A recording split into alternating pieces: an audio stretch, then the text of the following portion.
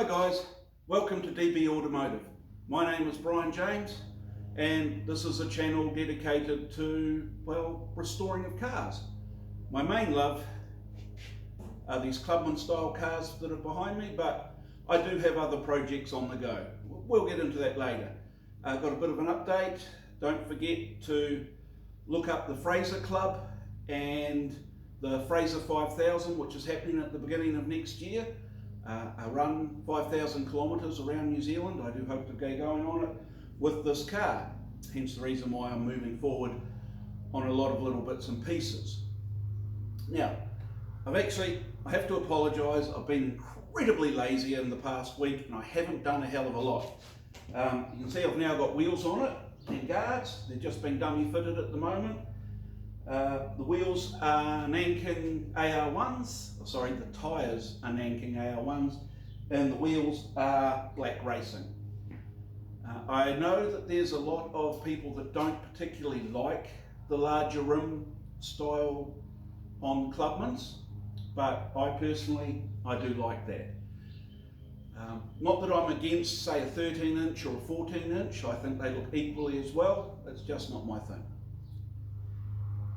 While we're at it, I've also managed to bolt up my brakes. Again, it's not a big step, but every little step forward is still one step forward. Okay, and I'll take you off the tripod and show you how legally they see things in New Zealand. And yeah, look, that's about it. Now, last video I touched on ordering bolts. Now I'd like to go into that a little bit deeper. So for the past 35 years, I've been a fitter and turner, a machinist if you're in America. And so for me, what I consider natural, you know, when I order things, I know exactly what to speak, how to say it, how to order it. That may not be the case for a lot of people. So I'd like, if I may, to go over a few things, the basics of nuts and bolts. There we go, it's the basics of nuts and bolts. And for some people, it's a voodoo science, if you will. So I'll show you what I mean.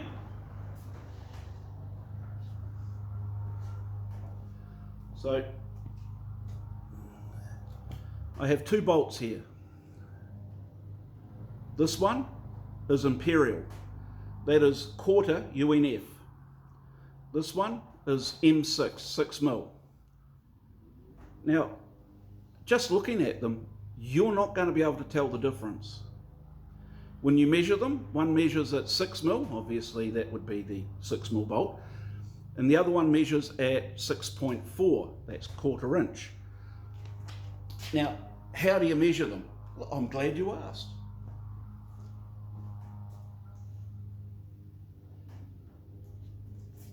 For me, that's how I measure everything, a vernier. And I'll just, if I turn that around, you get to see it a bit better. So you just measure across the threads. That will give you your dimension. Now, that measures at 5.9, it's a 6mm. They are a little bit down because it's a commercial thread. But as you can see, that one measures up at, say, 6.3. Now, it's not going to be an M6 because it's bigger. It won't fit in. It will gall up if you try and push it in. So therefore, it is quarter inch. So you know that you're now dealing with Imperial, metric.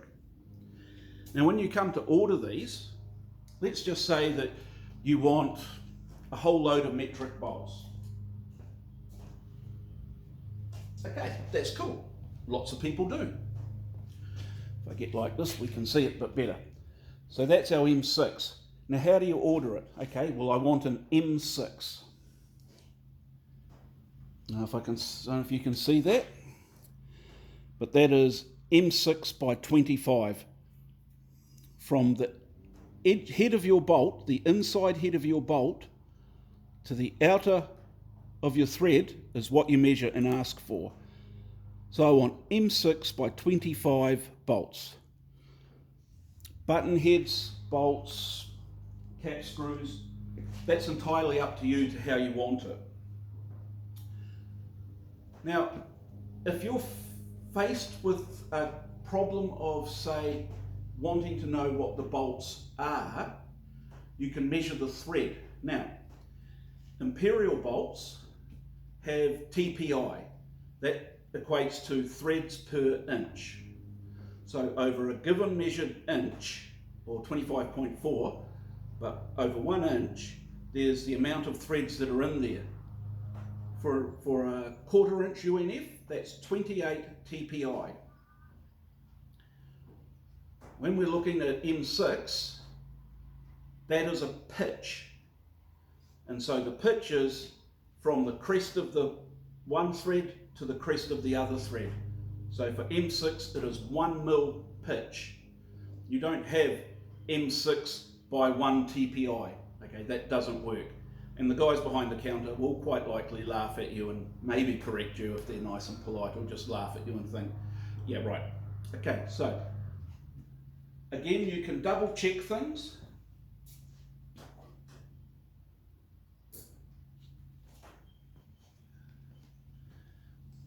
Now they are a thread pitch gauge. They're cheap and cheerful, and you can buy them at any auto parts store. That will tell you exactly what you've got. You flip out the leaves until you find the one that you think is about right, looks about right, and then you measure it up to it. Now it will, I don't know if you can see that, go in and fit perfectly. And that tells me that it's 1. Now I know that it's 1. But let's say you've got an oddball pitch. Now, in automotive, it's not uncommon to have a fine pitch metric thread, say, holding your seat belts in. So an example is M12, standard pitch is 1.75. Okay, but for seat belts, they'll put in, say, an M12 by 1 mil pitch, 1.25, 1.5. So the reasoning behind that is the finer the pitch, the more it can hold. So then that's where these come in handy. So you can measure it up at 12, but it's too fine to be a 1.75. So then you can measure it and you can order your bolts accordingly. Alternatively, you go, it's a metric seatbelt bolt, and they should know what you're talking about. So going over what I did and what I've just said about bolts touches just the surface of it. That book there usually tells me everything I need to know. You go to the inch side of it, you look up UNF, and it will tell you up to 1.5 inches. It gives you basic major diameter, your TPI, what to drill it at. Say if you're about to drill and tap it. So for the 1/4 inch UNF,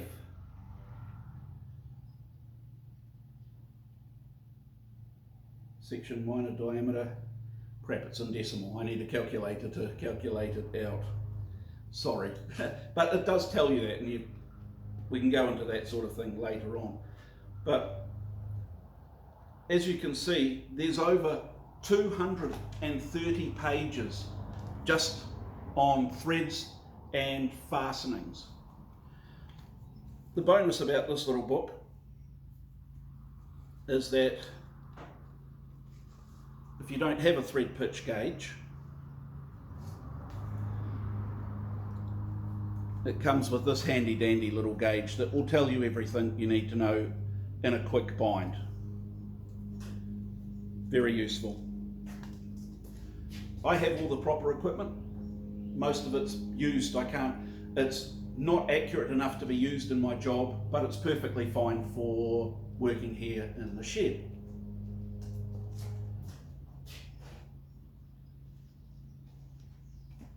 I touched briefly on the tighter threads. So in this car, there are a lot of UNC threads. And so they are a coarser thread. So they have less holding ability. So they're getting swapped out to be UNF. Again, say if I'm looking at, and there are some holes in this that measure up at 13 mil, in metric, in imperial that will be 1/2 inch. So I can take out the 1/2 inch UNC, which to me is not a usable item. I don't like it. It can't hold as much as the UNF, and I'll be replacing it with a UNF. I certainly will not be replacing it with an M12 because it's just not designed for that. So when you're dealing with the car, if you're building it from, say, scratch, you can decide whether you want to use imperial fixings or metric. Most people will run with metric because most of the donor motors they're using, gearboxes, diffs and everything like that will be in metric because they'll be from small Japanese cars. It's automotively speaking, it's very hard to find imperial unless you're dealing with old pieces of shit. If you're dealing with old pieces of shit, such as my front suspension, which happens to be Vauxhall Viva Magnum, then you'll be looking at imperial. So that's why I go from being metric to imperial, but I know where it is, I'm building the car, that's fine. And so yeah, I will be swapping the UNC United Unified Coarse out for UNF, United Unified Fine.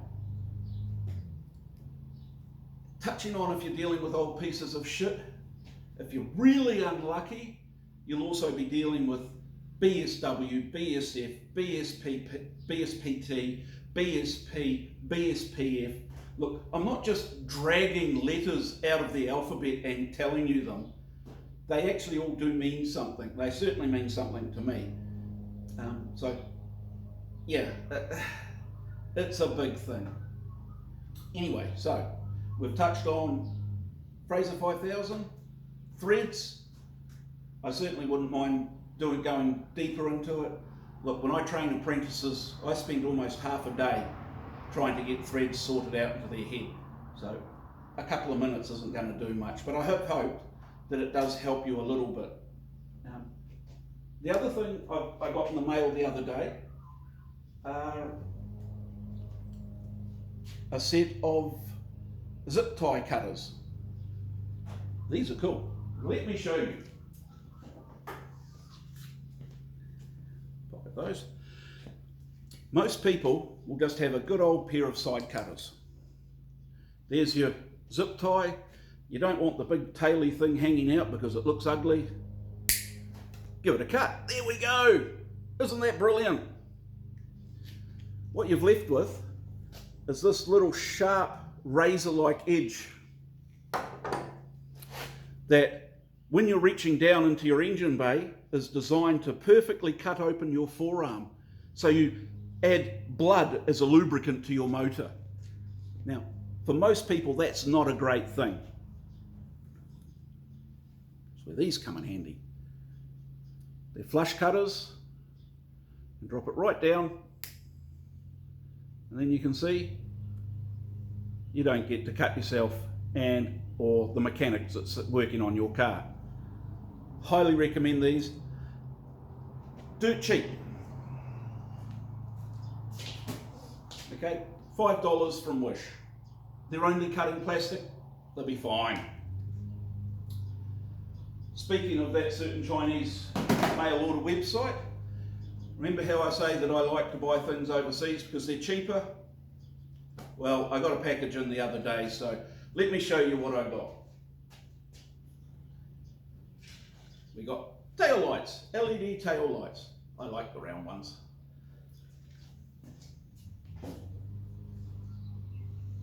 I got my high stop light.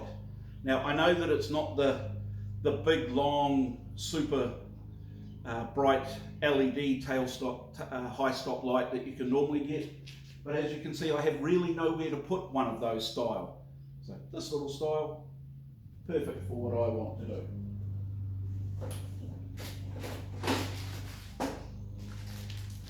Again, we got a number plate light. I got a cigarette lighter. Basically it's a USB charging port that'll go into the dash. I like to keep my cell phone charged as I'm touring around. Now, you go down to your local parts shop and you're paying a lot of money for basic things. Hose clamps, these round hose clamps, they're just sprung, they do for the smaller hoses, and R-clips.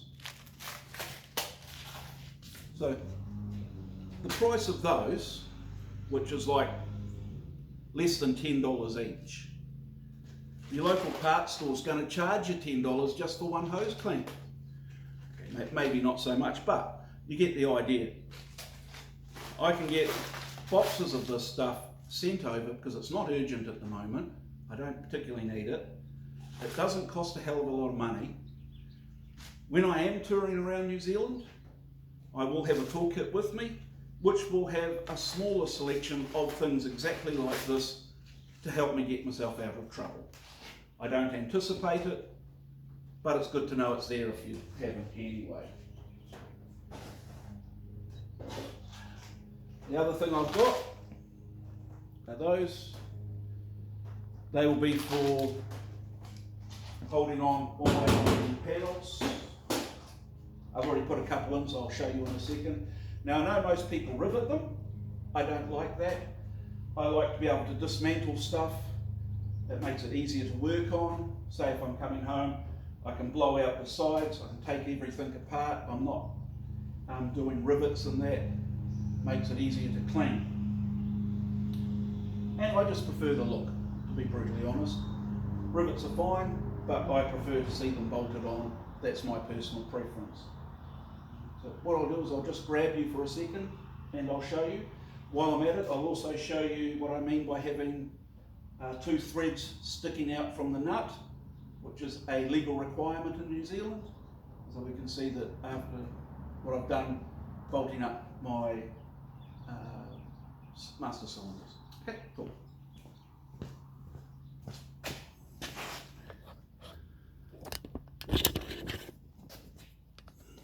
Okay, so there we go. That's one of the fixings. If we come back, that's the other one. I think they look quite smart. And as you can see, the nuts are just poking out from the other end of the bolt thread is poking out from the nut.